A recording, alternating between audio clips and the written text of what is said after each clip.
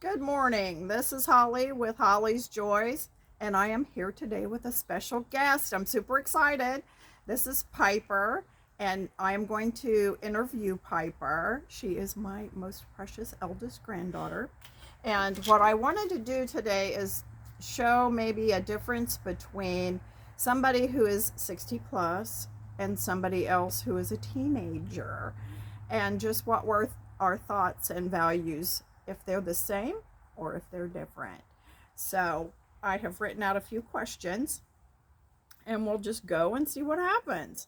So the first question is, where, Piper, is your favorite place to go? Um, Probably work. I really like the people there. They are like super helpful and they're super nice to me and they're just like good people to be around. Interesting. And I would say I've traveled a lot of different places, so I thought, is that kind of a place to go? But actually, upon thinking about it, is I have always really liked to get into a closet. And I have a closet that is set up like a small little workroom right now, and I do like going in there, and it's real private, and it's got almost kind of a muffly, cocoony feel to it. So that's a little bit different, isn't it? Okay, next question. Most beautiful thing you have seen? Oh, probably just nature, the trees in the fall. Fall is my favorite season whenever the trees start to turn and my other side of the family goes on hikes once a year and we always go in the fall because of the just beautiful leaves and falling and the landscapes are gorgeous, the views are amazing. So probably just nature. That's a good answer. I have to concur on that, although summer is my favorite season. I do like spring, but and water, like waterfalls or oceans. I do like all of that. So nature, I think we can all agree on that. And as we're asking the questions, you might want to reflect on these for yourself, and it'll add some element of excitement in the day and gratitude. So this one's a little bit different. If you could have one superpower, what would it be? Oh, superpower. That's always the question, and I never know the answer. Um, We have a wasp, nature.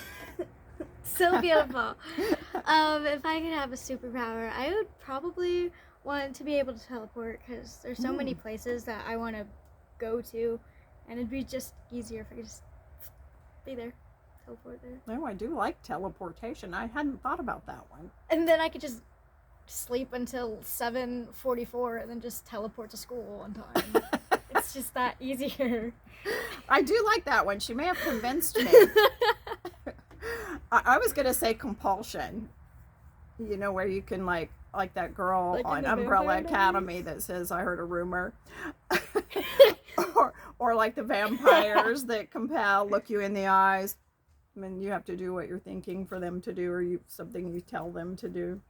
But I don't know. Teleportation seems pretty fun too. It could be handy, man. I don't know. And it's a lot less intrusive on other people's will. That's true.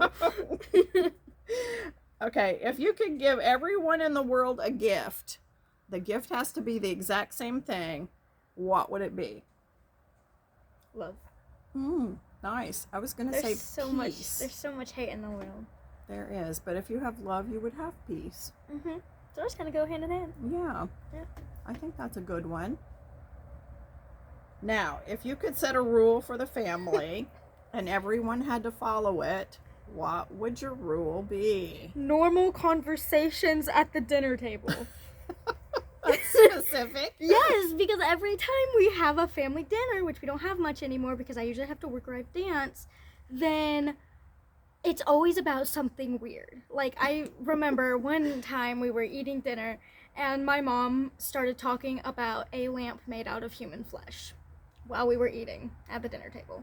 So just like a normal family conversation would be nice. Save that for after dinner. That's something to think about on your own. Keep that in your own brain. I think for me, just answer me when I talk to you so that I know you can hear me. Okay, now we're going to switch it up a little bit, and I'm going to give a couple of scripture verses, and I just want a young person's take on them. So Mark 11:24 says, "Pray as though you have already received it." What do you think this verse means? How does it sit with you? I think that it means like just pray as if you've already gotten it is what it says. Just like thank the Lord for whatever it is you're wanting. Thank Him for it, and just go about your day like it has already happened, and maybe the universe will make it happen because you're thinking about it happening. You're not just like, oh, I really hope this happens. You're like, this is going to happen. Yeah, I like that. I think that for me, that's what it means to me too. Manifest it. Yeah, it's really into that law of attraction and manifesting. I think that's really what it's talking about. At least to me, that's how I take it as well. That you should be in the state of receiving. And that's hard to do, at least for somebody like my age. It has been hard for me to receive from people or the universe. Sometimes I don't feel like it's okay for me to have things that I desire. And I think this says, yes, it's okay to go ahead and get yourself into the receivership and feel as if you've already received it. So, good stuff. One more. Matthew 7:8. Ask and it will be given to you. Seek and you will find. Knock and the door will be opened.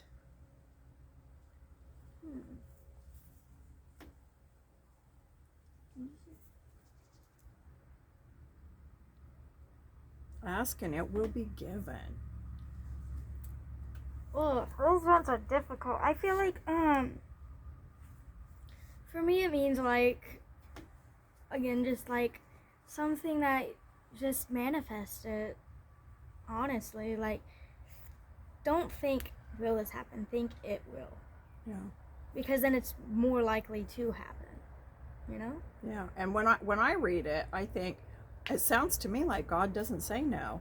Right. And often I think we hear that, God told me no. And I don't know. This says ask and it will be given. Right. It's given to you. you. The door's open. And that's why you need to know yourself really well and be careful what you ask for, because he's going to be like, "Okay, cool. You want to have a miserable life. You don't think you're worth it. Here you go." Right. You know. And those consequences teach us different. So I think that's what it means to me is, I don't know, God doesn't say no. Right. At least that's what I'm going with now.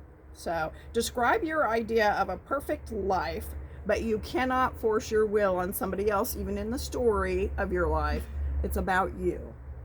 My perfect life, probably my career that I want.